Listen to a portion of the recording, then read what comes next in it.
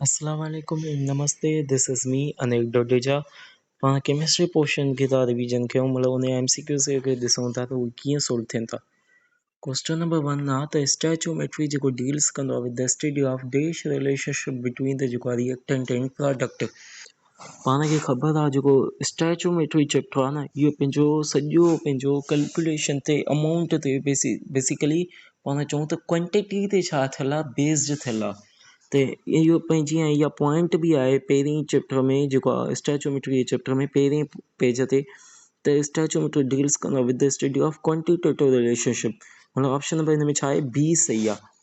हाणे ॿियो क्वेश्चन थो अचे 720 gram of glucose contains how many number of moles of glucose. पाण खे ग्लूकोज जो फॉर्मूलो ख़बर आहे C6H12O6 आहे सही आहे। जंहिंजो पंहिंजो मास थींदो 180 ग्राम जेको आहे हिन जो मास थींदो त पाण खे नंबर ऑफ मोल्स जो पाण खे फॉर्मूलो छा हूंदो आहे number of moles equal to given mass upon molar mass. Given mass घणो आहे 720 मोलर मास घणो आहे 180 720 डिवाइडेड बाय 180 पाण कंदासीं त पाण खे आंसर छा मिलंदो 4 आंसर मिलंदो मतिलबु 4 मोल्स। ऑप्शन नंबर छा आहे सी जेको आहे हिन में सही आहे। हाणे अचे थो क्वेश्चन नंबर 3 जेको चए थो त 1 mole is not equal to dash. हाणे 1 मोल जेको आहे न उहो इक्वल टू कंहिंजे बराबरि न हूंदो। ऑप्शन नंबर ए आहे 24 DM cube of 24 DM cube gas at the STP। हाणे STP ते जॾहिं बि गैस हूंदी आहे न उहा जेका आहे 22.4 हूंदी आहे 24 जेका हूंदी आहे उहा RTP ते हूंदी आहे। इन हिसाब सां ऑप्शन नंबर ए ग़लति थियो। हाणे ऑप्शन नंबर बी ॾिसूं था त 6.02 इंटू 10⁻23 पार्टिकल्स इहे पंहिंजा 1 मोल जे बराबरि हूंदा आहिनि त हे त सही थियो। ऑप्शन नंबर सी जेको आहे उहो पंहिंजो ग्राम मालिक्यूल आहे। Gram molecule 1 mole of molecule आहे gram atom 1 mole of atom आहे त इहे ऑप्शन मोल से आहे 1 मोल जे बराबरि थिया। मतिलबु हिन में ऑप्शन नंबर छा थियो ए हिन में ग़लति थियो त मतिलबु ऑप्शन नंबर ए हिन में थींदो टिक सही आहे। हाणे अचे थो क्वेश्चन नंबर 4 जेको चए थो एक्चुअल यील्ड जेका आहे उहा लेस देन थियोरिटिकल यील्ड आहे it is because all of the following reasons except. पाण खे उहो रीज़न ॻोल्हणो आहे ऑप्शन्स मां त कहिड़ो उहो रीज़न ग़लति ॾिनल आहे एक्चुअल यील्ड जे बारे में जेको हिन खे प्रूव नथो करे सघे त एक्चुअल यील्ड जेको आहे थियोरिटिकल यील्ड जेको ग़लति आहे घटि आहे। त ऑप्शन नंबर ए जेको चए थो त experiment conducted by inexperienced worker. इहो थी थो सघे जेकॾहिं इनएक्सपीरियंस्ड वर्कर कंडक्ट कंदो न एक्सपेरिमेंट खे त उहो प्रेशर वग़ैरह या टेम्परेचर वग़ैरह अहिड़ो ग़लति रहंदो जंहिंसां जेको आहे पाण खे एक्चुअल यील्ड जेका आहे उहा प्रॉपर रिएक्शन थी न सघंदो हुन रिएक्टेंट्स जो जंहिंसां पाण खे एक्चुअल यील्ड छा थींदी घटि मिलंदी हुन जा चांसिस छा थींदा वधी वेंदा। हाणे अचे थो ऑप्शन नंबर बी जेको चए थो lake of proper application of technique. इहो बि ऑप्शन सही आहे छो त टेक्निक सां सही टेक्निक सां न कंदासीं रिएक्शन खे त हुन सां छा थींदो रिएक्टेंट कुझु बची पवंदो जंहिंसां छा थींदो एक्चुअल यील्ड घटिजी वेंदी। ऑप्शन नंबर सी छा आहे त कुझु चए थो some of the reactant might take part in competing side reaction मतिलबु कोई अहिड़ा रिएक्टेंट बि हूंदा जेके साइड रिएक्शन करे वेंदा जंहिंसां पंहिंजी एक्चुअल यील्ड तॾहिं बि छा थींदी थियोरिटिकल यील्ड खां घटि थींदी। ऑप्शन नंबर 4 अचे थो कैलकुलेशन एरर। हाणे कैलकुलेशन एरर जेको आहे न इहो रीज़न नथो थी सघे छो त पंहिंजी थियोरिटिकल जेको आहे यील्ड आहे उहा बि कैलकुलेशन जे बेसिस ते थियल हूंदी आहे एक्चुअल यील्ड बि कैलकुलेशन जे बेसिस ते त उहो त ॿिन्हिनि लाइ सेम हूंदी। त ऑप्शन नंबर डी जेको आहे हिन में सही आहे। हाणे अचे थो क्वेश्चन नंबर 8 जेको चए थो जनरली एक्चुअल यील्ड छा हूंदी आहे। Option A greater than theoretical yield option B less than theoretical yield option C equal to theoretical yield option D sometimes greater and sometime less than theoretical yield. हाणे पाण खे ख़बर आहे theoretical yield जेका हूंदी आहे न उहा पंहिंजी कैलकुलेशन हूंदी आहे। एक्चुअल यील्ड एक्चुअल में एक्सपेरिमेंट थियल जेका यील्ड हूंदी आहे न उनखे पाण एक्चुअल यील्ड चवंदा आहियूं। एक्चुअल यील्ड न हमेशह जेको आहे लेस देन थियोरिटिकल यील्ड हूंदी आहे इहा पंहिंजी बुक जी पॉइंट बि आहे छो त जेको आहे असुल में जेको रिएक्शन जेको आहे न उहो साइड रिएक्शन्स बि केतिरा ई कंदो आहे। उन खां पोइ कुझु रिएक्टेंट्स जेके आहिनि प्रोडक्ट में पार्टिसिपेट न आहिनि कंदा जेको पाण कैलकुलेशन में काउंट न आहिनि कंदा थियोरिटिकल यील्ड में पाण उहो काउंट न आहिनि कंदा पाण थियोरिटिकल यील्ड में सॼा ई जेको आहे सॼी पाण रिएक्टेंट खे रिएक्शन में काउंट कंदा आहियूं त एक्चुअल यील्ड में हमेशह ईअं थींदो न आहे इन करे जेको आहे एक्चुअल यील्ड छा हूंदी आहे लेस देन थियोरिटिकल यील्ड हूंदी आहे। हाणे अचे थो question number 9 maximum number of molecules present in the following sample of gas.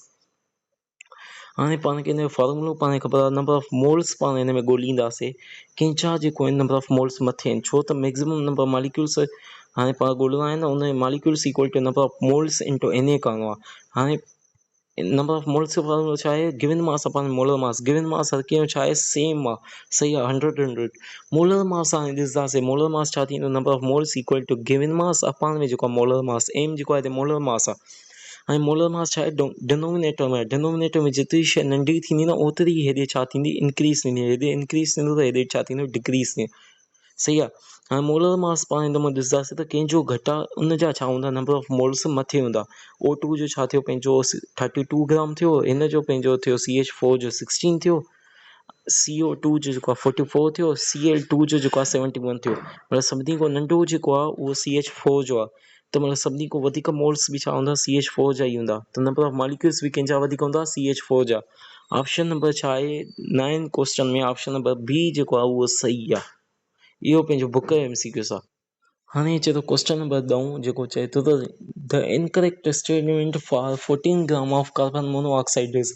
हाणे 14 ग्राम ऑफ कार्बन मोनोऑक्साइड जो जेको मास आहे न उहो आहे 28। त 14 अपॉन में 28 त पंहिंजा जेको आहिनि 0.5 मोल्स ऑफ कार्बन मोनोऑक्साइड थींदा। हाणे हिते पाण छा चए थो, ऑप्शन नंबर ए थो अचे त वन स्टेटमेंट थी अचे, इट ऑक्यूपाइज़ 2.24 लीटर एट STP। जेकॾहिं पाण हिते वॉल्यूम ॻोल्हियूं न त 0.5 इंटू जेको आहे 22.4 त इहो 11.2 थींदो। 11.2 जेको आहे वॉल्यूम थींदो, सही आहे, 0.5 मोल्स ते। त हीअ स्टेटमेंट पहिरियों ग़लति आहे। त मतिलबु ऑप्शन नंबर हिकु हे काउंट थींदो, ॿियो ॾिसूं था अॻिते हली। इट स्टेटमेंट 2 थी अचे, it corresponds two 0.5 mole of carbon monoxide, जेको सही आहे। हीअ स्टेटमेंट छा आहे, सही आहे। It corresponds to same moles of carbon monoxide and N2 लाइ बि पाण ॾिसंदा आहियूं उन जो बि 28 आहे। त 14 अपॉन में 28 साॻियो ई 0.5 मोल थींदो ऐं कार्बन मोनोऑक्साइड लाइ बि 0.5 थींदो। त हीअ स्टेटमेंट बि सही आहे।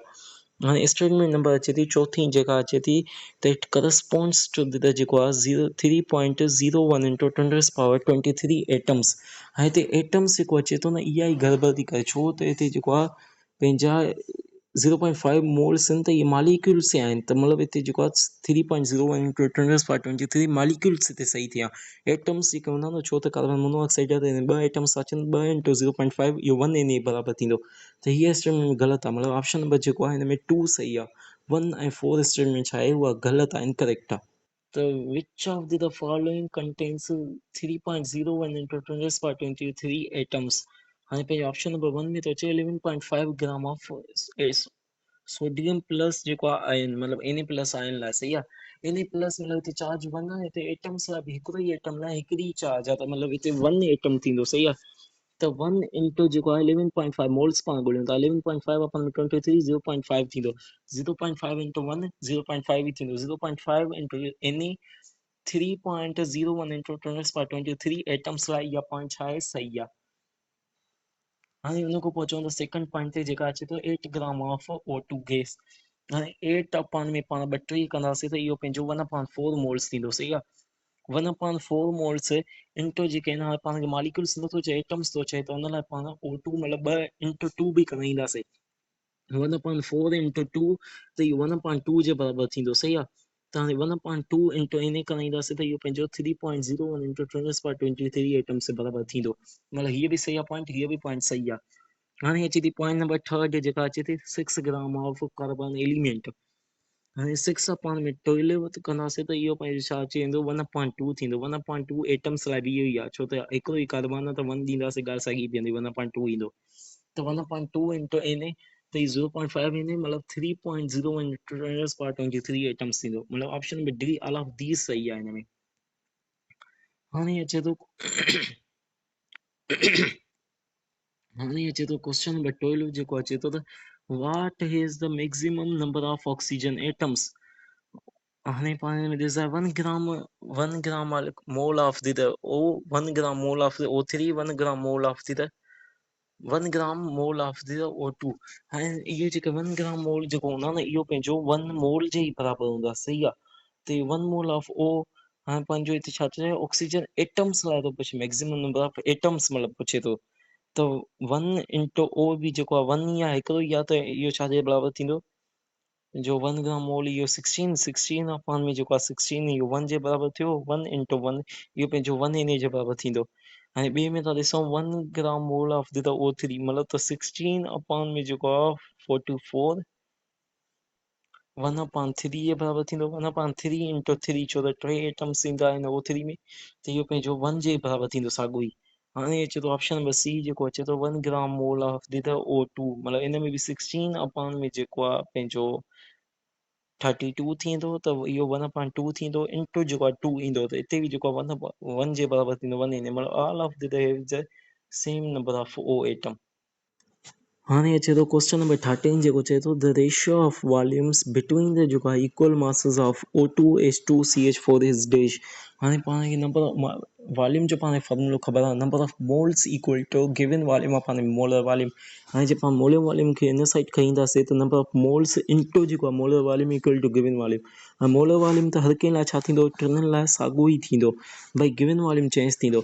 त पाण हिते इक्वल मासेस खणणो आहे त पाण हिकिड़े O2 जो खणूं था, छो त इहो सभिनी खां वॾो आहे, त O2 जो छा थींदो 32 थींदो। त सही आहे, पाण हिन में नंबर ऑफ मोल्स था कढूं। O2 जा घणा थींदा 32/32 1 मोल थींदो। हिन जो पंहिंजो मोल थींदो पंहिंजो 16 मोल थींदो H2 जो, ऐं हिन जो 16 ग्राम मास आहे, त जेको आहे 2 मोल थींदो। छा थींदो हिन जो मतिलबु रेशो, हिन जो थियो 1 मोल, हिन जो थियो 16 मोल, हिन जो थियो 2 मोल, त 1:2 जेको आहे वॉल्यूम जो हिन में छा थींदो रेशो थींदो। ऑप्शन नंबर बी हिन में छा आहे, सही आहे। Option number B. हाणे अचे थो क्वेश्चन नंबर 14 जेको चए थो त calculate the mass of carbon dioxide that can be obtained by complete thermal decomposition of 15 gram limestone CaCO3 calcium carbonate limestone खे पाण चवंदा आहियूं। सही आहे। हाणे कैल्शियम कार्बोनेट जो पाण खे मास ख़बर आहे जेको 100 थींदो आहे, त हिते पाण खे छा मिलियल आहे 15 ग्राम मिलियल आहे, त 15 अपॉन में 100 इहो 0.5 मोल थींदो। पाण हिते ॾिसंदासीं त जेको आहे इक्वेशन में कोएफिशिएंट सॼनि जो छा आहे 1:1:1 रेशो आहे। सही आहे, त इन हिसाब सां हिन जो 0.5 मोल थियो, त हिन जो बि 0.5 मोल ई छा थींदो ठहंदो। त CO2 जो पंहिंजो मास घणो हूंदो आहे, पंहिंजो 44 जेको आहे ग्राम CO2 जो मास हूंदो आहे। त 44 इंटू जेको आहे 0.5 इहो पंहिंजो छा थींदो 22 ग्राम थींदो। त ऑप्शन नंबर सी हिन में छा आहे, सही आहे। कहिड़ो ऑप्शन सही आहे, ऑप्शन नंबर सी। नंबर 15 आहे unit of Avogadro number is, पाण खे एवोगैड्रो नंबर जो यूनिट ख़बर आहे formula n equal to n into na थींदो। सही आहे, हीअ n पंहिंजी हेॾी अची वेंदी n अपॉन में n इक्वल टू na थींदो। हे जेका n आहे न नंढी, इहा नंबर ऑफ मोल्स आहे, ऐं हे जेको आहे पार्टिकल्स वैल्यू आहे, अमाउंट आहे। सही आहे, अमाउंट कोई बि जेको आहे यूनिट न हूंदा।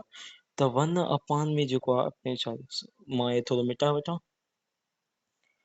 1 अपॉन में n जेको आहे नंबर ऑफ मोल से बराबरि, 1 अपॉन में मोल इक्वल टू जेको आहे na जे बराबरि थींदो। त इहो ऑप्शन नंबर ए हिन में सही आहे।